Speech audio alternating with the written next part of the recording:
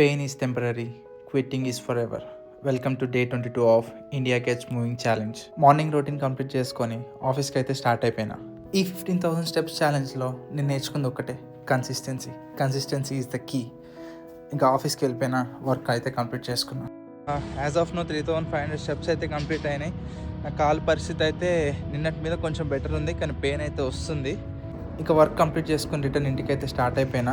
వెళ్ళే దారిలో నందిది chain issue ఉంటే అది క్లియర్ చేయించుకున్నా. ఈ బైక్స్కి రెగ్యులర్గా chain lubing and chain maintenance అయితే చాలా ఇంపార్టెంట్ అనమాట. డైరెక్ట్గా మా బావన్ కలవడానికి వచ్చానమాట.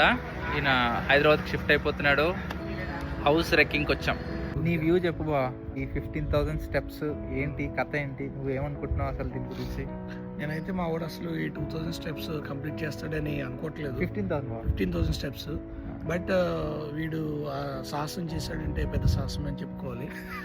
బట్ చూద్దాం, వీడు చెప్తుంది ఎంతవరకు ఫ్యాక్ట్, ఎంతవరకు అచీవ్ అవుతాడో చూద్దాం. వెనక నుంచి మా ఫ్రెండ్ గారు కూడా వస్తున్నాడు. భయ, నేను 15,000 స్టెప్స్ చేస్తున్నావు కదా భయ రోజు. అసలు దాని మీద నీ వ్యూ ఏంటి భయ?